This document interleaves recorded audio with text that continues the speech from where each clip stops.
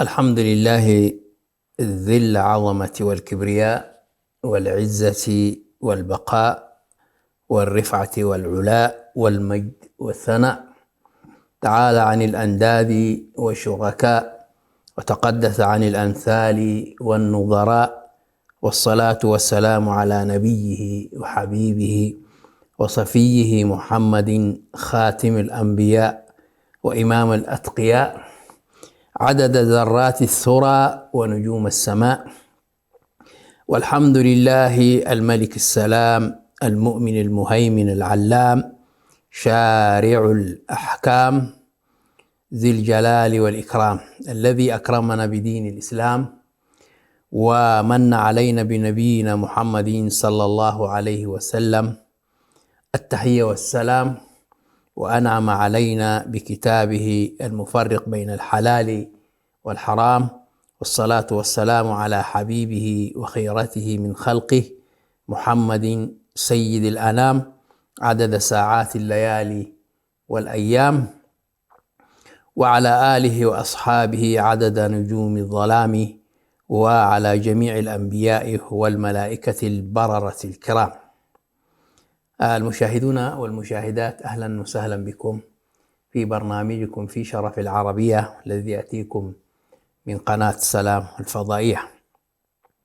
وفي هذه الحلقة ما زلنا نتحدث عن الأوراق والمقالات التي نشرت بخصوص اللغة العربية في أريتريا. واليوم نقرأ مقالا كتبه أحد في موقع حامد إدريس عواتي، وهو بعنوان جذور الصراع حول اللغة العربية في أريتريا. ونحن حينما نركز على هذه المشاكل ودور اللغة العربية في أريتريا، إنما نريد أن نركز على تاريخية اللغة العربية في أريتريا، ولها جذور ولها أبعاد في التاريخ الإسلامي والإنساني. فالإسلام واللغة العربية في أريتريا من الثوابت الوطنية، هكذا يقول صاحب المقال، أي خط أحمر لا نقاش فيه. الإسلام والعروبة أو اللغة العربية في أريتريا من الثوابت الوطنية، وهي خط أحمر بالنسبة للمسلمين في أريتريا. ولكن حتى بعد استقلال أريتريا حال المسلمون لم يتبدل، بل أصبح وضعهم أسوأ بسبب اعتلاء الحكم أفورقي وأعوانه، والذين هم امتداد لحزب أندنت، وكان شعارهم نحنان علمانان تحت اسماء وأساليب مختلفة. ومحاربة الإسلام واللغة العربية لا يزال مستمرا امتدادا للاستعمار الإثيوبي لإزالته نهائيا من أريتريا. وقد أكد حزب الرابطة الإسلامية الذي نشأ في كرن بمدينة كرن موقفه من العربية بوضوح في قراره الصادر في عام 1948 باعتماد اللغة العربية كلغة رسمية للبلاد. وأكد هذا القرار مرة أخرى بعد صدور القرار الفيدرالي في لقاء للرابطة الإسلامية في مدينة كرن في 8 إبريل 1951. أكد اعتماد اللغة العربية كلغة رسمية للبلاد. ويقول هذا البيان: وحكومات إريتريا في العهد التركي والمصري كانت تكتب وتنشر ما يخص الأهالي باللغة العربية فقط. حتى في الاحتلال الإيطالي كل المعاهدات كتبت بين المستعمر أو المحتل والشعب الإريتري باللغة العربية. وهذا إن دل إنما يدل على وجود هذه اللغة قبل استقلال إريتريا في التسعينيات، حيث لم تكن هنالك لغة كتابة غيرها في إريتريا في ذلك العهد. ثم بعدها ما زالت الحكومات المتتالية لها تكتب وتنشر بالعربية جميع ما يخص المسلمين، سواء كانت الحكومة الإيطالية أو الحكومة الإثيوبية أو الحكومة البريطانية، كما أطلعتكم على نماذج من ذلك، وكما ترون في سير الإدارة المحلية وصنيع معاليكم في نشراتكم أيضا. هذا كلام لحزب الرابطة الإسلامية الذي كان يدعو لاستقلال إريتريا عن إثيوبيا استقلالا كاملا في كل أمورها وفي شؤونها، عكس حزب أندنة الذي كان يطالب بالانضمام وما زال حتى الآن يطالب بالانضمام إلى إثيوبيا مرة أخرى. ومن هذا كله يتضح لكم أن اللغة العربية هي لغة المسلمين من عهود قديمة، وفي هذا القطر وأن من يسعى لمنعهم عنها إنما يريد أن يحارب حقوق الإنسان أكثر مما يحارب حقوق المسلمين. لماذا الحرب على اللغة العربية والمدارس العربية والمعاهد الإسلامية حتى يبعدوا المسلمين عن دينهم، عن فهم دينهم، ويكون هنالك لغمة سائغة للتنصير، والمسلمون لا يقبلون بديلا عنها بأي حال من الأحوال، اللغة العربية، لأن لغة القرآن ولغة الرسول صلى الله عليه وسلم ولغة الصحابة العرب الذين بدأوا مع الرسول صلى الله عليه وسلم كانوا من العرب، الخلفاء الراشدين وغيرهم من الصحابة الكرام، وإن كانوا يرحبون تعلم اللغة أخرى. لا يمنع أن يتعلم الإنسان مع اللغة العربية لغة أخرى، ولكن أن تمنعه من أن يتعلم بلغته التي يحبها، فهذا من هدر حقوق الإنسان الذي يمارس الآن في أريتريا، وهذا جزء من شعورهم في هذا الموضوع، ولأبلغكم ذلك الشعور. هذا الرسالة موجهة لأحد المسؤولين أظن في الأمم المتحدة في ذاك الوقت، ويقول هذا جزء من شعورهم في هذا الموضوع، ولأبلغكم ذلك الشعور شفهيا ثم كتابيا حضرت إلى مكتبكم طالبا عدم المساس باللغة العربية وإبقائها في المدارس الحكومية وغيرها كالسابق، حيث أنها للمسلمين وللدين المسلمين وللدين الإسلامي بمنزلة الروح للجسد. هكذا يقول تقول أدبيات حزب الرابطة الإسلامية.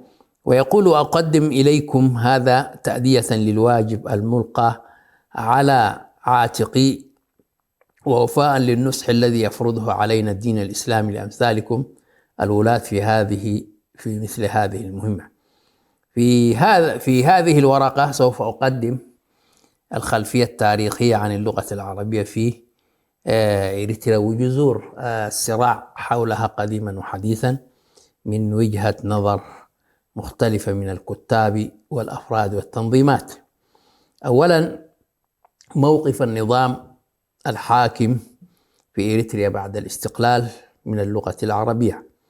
وقد أكد رئيس النظام في أكثر من لقاء له هذه القناعة التي لخصها في اجتماع جماهيري كبير في أسمر بقول يقول فيه: اللغتان العربية والتجرينية تم استخدامهما في إريتريا إبان الانتداب البريطاني الذي استهدف من وراء ذلك شق المجتمع الإريتري إلى كتلتين، إلى منخفضات ومرتفعات ومسلمين ومسيحيين وإلى عرب وتجرينية. طبعا هذا كلام العسل دس فيه السم، ومن ثم لا مبرر للإعراض عن تساؤلات الشعب حول مسألة اللغة العربية بحجة أنها تساؤلات كما يقول أفورقي ناجمة عن تراكم المفاهيم السياسية الندية التي عمل الإنجليز على تكريسها منذ 50 سنة.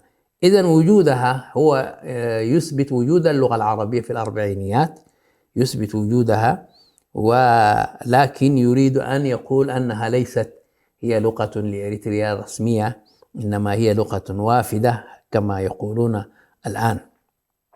وقد حاول أفورقي تحميل اللو في انكماش وتقلص دور اللغة العربية على قيام المؤهلين. حينما سئل عن اللغة العربية من جانب الدول العربية قال: في الواقع الأمر لا يوجد في هذا البلد معلمون مؤهلون للتدريس، عكس بعد التحرير الذين درسوا في الخارج خاصة من حاملي شهادات اللغة العربية الجامعية جاءوا إلى إريتريا ويريدون أن يواصلوا التعمير والتعليم، ولكن للأسف الشديد كان هنالك حملة شرسة ضدهم، منهم من هاجر ومنهم من قتل في الحروب الأعبثية التي بدأت بعد الاستقلال.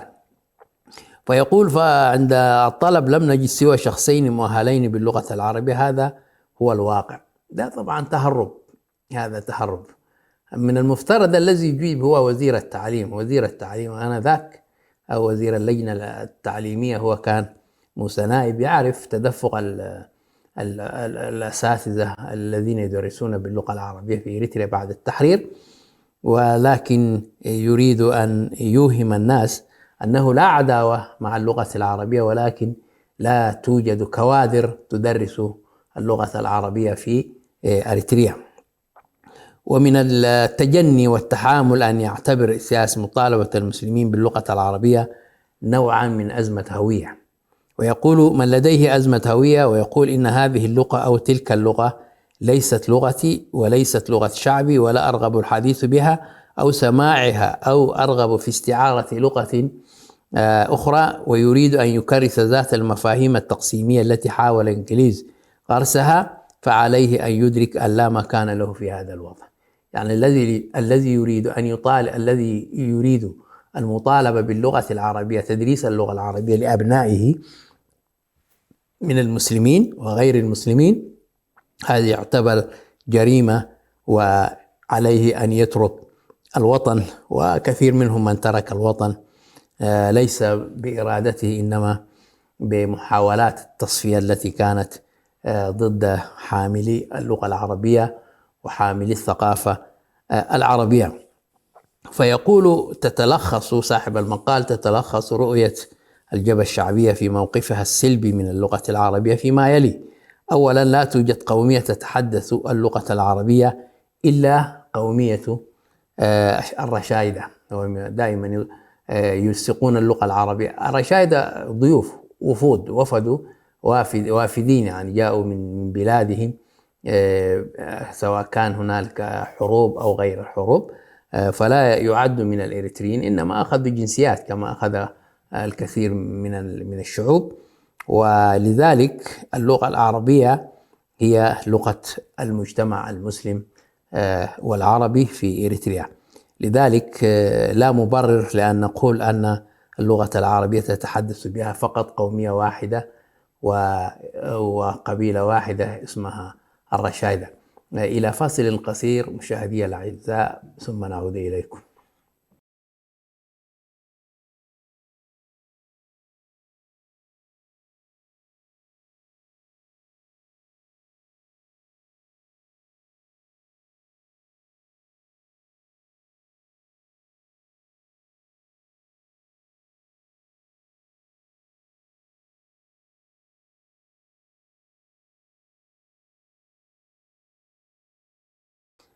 الحمد لله والصلاة والسلام على رسول الله.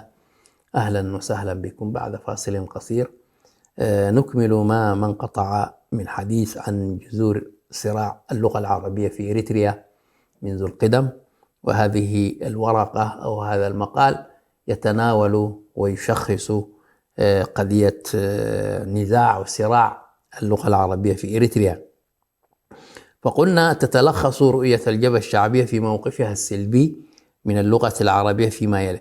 وليس الجبهة الشعبية ليس كلهم من يرفضون اللغة العربية، بالعكس، ولكن هنالك فئة وخاصة فئة نصرانية، والتي هي من أبناء حزب أندنت، أجدادهم كانوا من حزب أندنت الوحدة مع إثيوبيا، هم الذين يكرهون اللغة العربية وهكذا.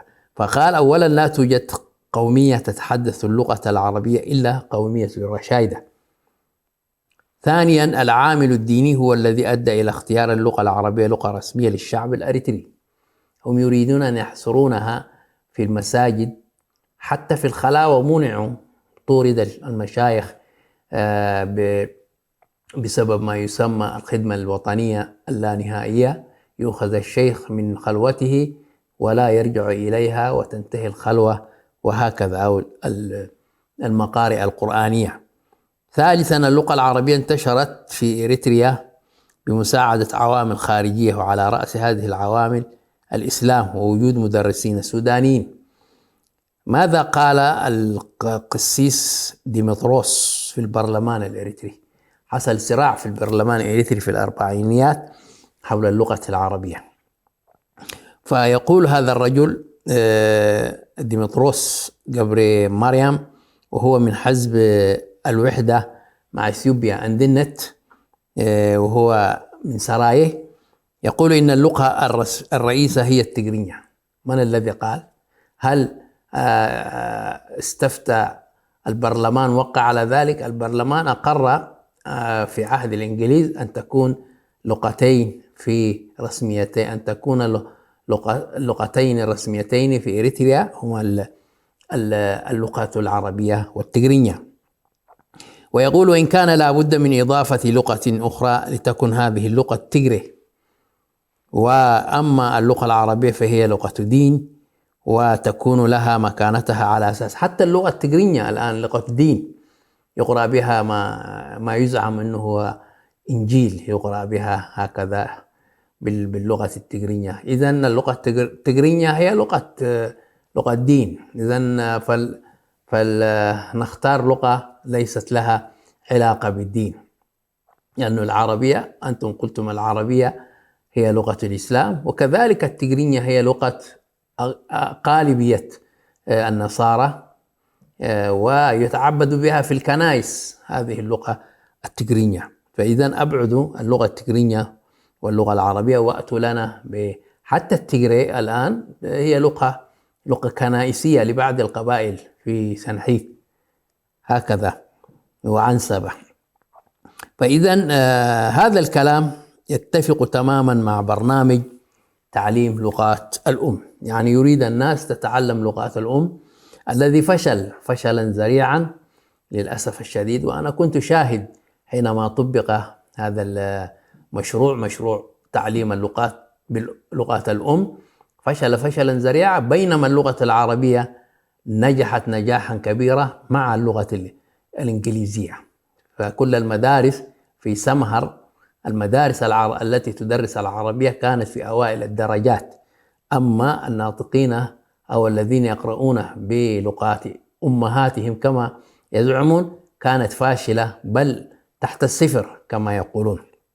هذا ما قاله في ذلك الوقت مسؤول تعليم إقليم سمهر في ذلك الوقت، وكان في نهاية التسعينات من القرن الماضي.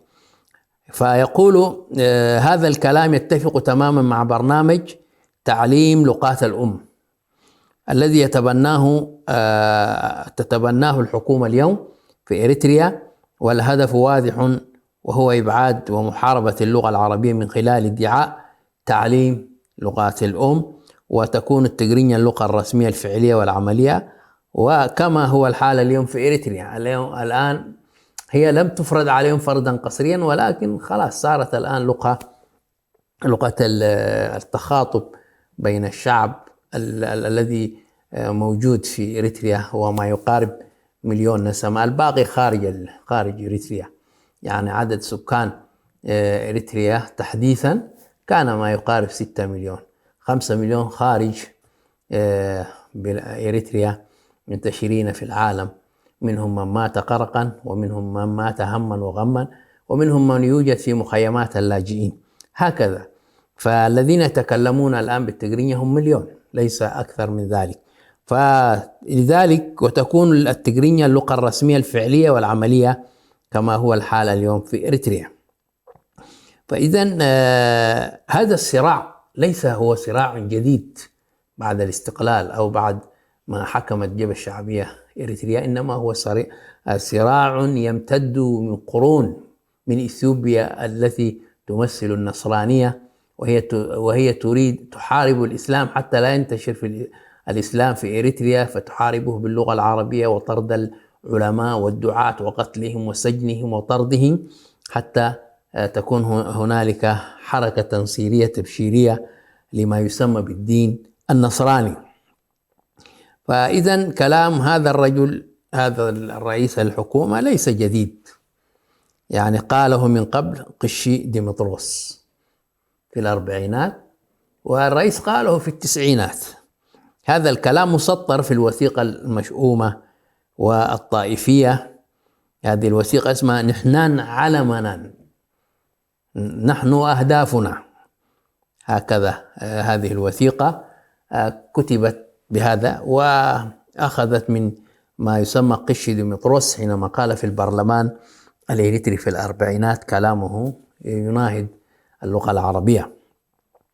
فقال التي كتبها مجموعة من 13 شخص، من بينهم أفورقي هو الذي كتب هذه الوثيقة. ويقولون في الوثيقة بكل وضوح: لقد أصبحت اللغة العربية أحد اللغات الرسمية في إريتريا فقط من خلال القرار الفيدرالي لعام 1952، والذي لم يشترك في صنعه الشعب الإريتري. ويحاول زعماء الجبهة، يعني قصد جبهة التحرير الإريترية وغيرها ممن يعتمدون اللغة العربية في أدبياتهم، والذي لم يشترك في صنعه، يعني هذا الاستفتاء اللي حدث إنه اللغة العربية تكون لغة رسمية مع التجرينيا في أربعينات في البرلمان الإريتري، يقول هذا لم يشترك الشعب في صنعه. ويحاول زعماء الجبهة الذين لم يستطيعوا إخفاء الحقيقة إذن أن يقوموا بدور عمل لفرض اللغة العربية كلغة وحيدة ورسمية للشعب في أريتريا. والآن قبل شهر أو شهرين هنالك يعني خرجت الدفعة الرابعة من دارسي اللغة العربية من الموظفين والكبار والوزراء، فرأيته ذلك. وعلى رأس هذا المعهد، معهد اللغة العربية في إريتريا، هو الإعلامي أحمد، الإعلامي الكبير أحمد. وبعد ذلك فمنذ عام 1940 وبعد ذلك، ونتيجة للقهر الأجنبي خلال القرون الماضية، انقسم الشعب الإريتري إلى تجمعين سياسيين، فقد طالب معظم المسيحيين بالاتحاد مع إثيوبيا، وطالب معظم المسلمون بالاتحاد مع السودان. وكان على الأمم المتحدة أن تتخذ القرار النهائي لتلقي بالشعب الإريتري في محيط من المعاناة.